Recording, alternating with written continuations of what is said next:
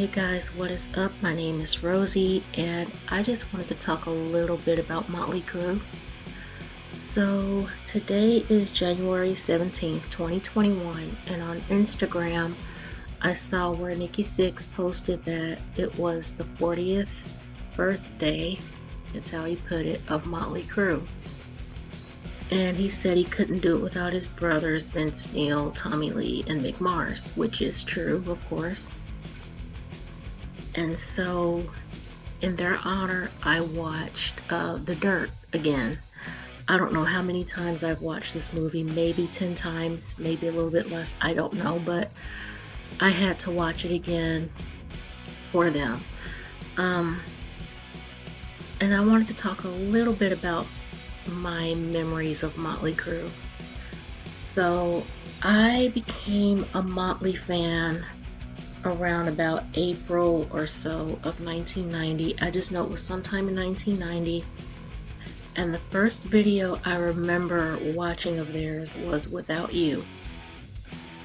It might have been Dr. Feelgood, I don't know, but I distinctly remember watching Without You first. And from that time, from that point on, I was a fan. I was hooked. And shortly thereafter, I started discovering other music of theirs, some with the help of my former best friend Justine, and some just on my own, just watching MTV and looking around record stores and stuff like that. So yeah, I've been a fan of theirs on and off since 1990. And sadly, not long after that, not long after Primal Scream and Decade of Decadence, Vince left, or he was fired. He says he was fired, they say he left. I don't know which side to believe, because that's an ongoing speculation to this very day, but when Vince was fired, left, I started just following them separately and watching their arguments back and forth in Metal Edge and stuff, and through MTV. And I think that they were a bit more vicious than he was, like things they would say about his weight, and it was just so mean and so unnecessary. Like, okay, he's not in the band anymore, y'all are mad at him, fine, be mad at him, but you don't have to make fun of his weight, you don't have to say bad things about him. But I soon discovered that that was the way it was with bands. I mean, to this very day, when someone leaves a band or whatever, they will slide away and throw them under the bus or talk some kind of sleazy shit about them or whatever, and it's like they were never in the band. And so I didn't know that back then, but I learned. And so I loved when Vince Neil went solo. I'm just gonna say that I loved his solo band. He was with Robbie Crane, Vic Fox, who was formerly at that time from Enough's Enough, Steve Stevens, and it was just the Vince Neil band. And the first song I remember was You're Invited But Your Friend Can't Come. And I think the movie that was for was Encino Man. Don't quote me on that, but I think it was. And then, I just loved it. I thought it was great, and I wish that it was more popular. I wish that it was more famous. I wish that it was bigger, because he had a great band in those guys, and they were a super group, so it should have been bigger, but sadly it didn't go quite as far as it could have. And in the same vein, the guys in Motley Crue hired John Corabi to be their lead singer. And I learned not long ago by looking on Wikipedia that in the running to be their lead singer before hiring John Corabi was Steven Churro from Kick Tracy. And I didn't know that. I think that would have been great, but didn't work out, I guess. But yeah, John Corabi was a great lead singer, and I've only heard a couple of songs from that album because of how mean they were to Vince. I chose not to listen to the songs back then, except for Hooligan's Holiday, which now I absolutely adore that song, and some of the other songs from that record. And and I hate that I didn't give it much of a chance. But that was not a bad record from what I could tell. It wasn't a bad record. I think their only downfall with it was that they called it Motley Crue. I think if they had called it anything other than Motley Crue, it would have done fine. They could have called themselves the Hooligans, and it probably would have been great. You know, people would be more curious and be like, oh, the guys from Motley Crue are calling themselves the Hooligans. Let's see what this sounds like. And it probably would have worked out better. But I think their downfall with that was calling themselves Motley Crue and calling the record Motley Crue. And but from what I could tell, it was a great record. So they each did well musically without one another, but they ultimately did well together. Just not with Generation Swine. Now let me tell you what I remember about them coming back together. Okay, before they came back together, I do remember reading about poor little Skylar. And I read about it in Metal Edge, I believe it was. And I was so sad for Vince.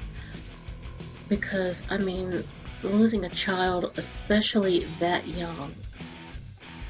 I mean, I already expressed how well that little girl in the dirt played Skylar. She was so adorable. And she played the part so well, like she was one of the best actors in the movie, and she only had a few minutes on film, but she did her part so enormously well. Like, I just, like, my heart just goes out to little Skylar through that little girl. But yeah, I remember reading about that. And then about a year or two later, I read that Vince was coming back to Motley Crue, and I saw them on the American Music Awards. And I remember I was so pumped about that, and I was doing all I could to get off work on time so that I could catch the American Music Awards that night. And I got home, my stepdad was at work, I think my mom was at work also, so I was at home by myself. And even though I was home alone, I was still in my room trying my best not to scream because I was so excited. I remember Pamela Anderson Lee came out on stage wearing this big, enormous, gigantic hat. This ridiculous looking freaking hat. And she was the one who brought them out on stage. And they did an industrialized version of Shout at the Devil. And I already like that song, but that version of it is my favorite. I love the 97 version of Shout at the Devil. It, like I said, it was industrial, so it was harder. It was just great. I love that song so much. I just do. But I was so excited to see them. And then sometime after that, Alice Cooper came out on stage with Pat Boone, who was wearing a leather vest and leather pants, and it was because he released some metal covers of metal songs in his style of singing, and I never tried to check that out, but whatever. I was glad that they were back. But when I bought Generations line, I was so disappointed because it wasn't as good as I hoped it would be. And then when I bought the Dirt, I found out that things weren't going so well between Vince and Tommy, because Tommy didn't want to bring Vince back. In the movie, they made it seem like they went and found Vince in a bar and talked him into coming back to the group, and that's not how it went at all. They talked to each other through lawyers, and that's how he came back. And Tommy didn't want Vince back, and they were like getting into fights and things like that. Any noises you hear, just ignore it. I'm doing some things. I'm getting a tissue but for my nose, because I have a runny nose for some reason. But yeah, if you get the book The Dirt, it'll tell you all the behind the scenes of how all of that went down and what was going on, because ultimately Tommy wound up leaving Motley Crue.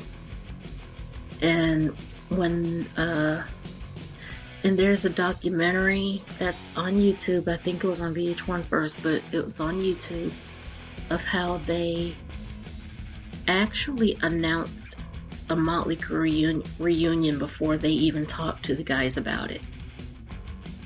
But it worked out, and they got back together and stuff. So, I mean, they've had a lot of ups and downs over the years. I'm not sure how well or not Tommy and Vince get along now. I hope their relationship is a lot better, because they were the ones who went to school together and everything. So I hope their relationship is better. But in 40 years, they have been through so much with drugs and relationships and the legal system and just the public in general. And I admire that they never tried to shy away from who they are or what they did or what they love. And through it all, they could still come together and make music that people love. My favorite song of theirs now is actually the song they made for their movie called The Dirt, and it has Machine Gun Kelly in it, who actually played Tommy Lee in the movie. And I am so hyped whenever I hear that song. But I just hope that they can make a few more songs before they call it quits for good. And I hope that they can get their tour together for 2021. I don't see it happening, but who knows how this COVID thing's gonna work out. But anyway, those are some of my memories of Motley Crue, and how I've been a fan since 1990, which was 9 years after they started. And I just hope to be a fan for many more. So, what are some of your memories of Motley Crue, and who are some of your favorite bands? What are some of your favorite songs by the band?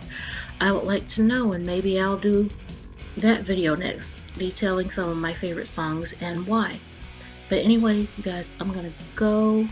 I just wanted to do this video. It was unplanned, and I was bored, so but I thank you guys for spending so much time with me, for wasting time with me.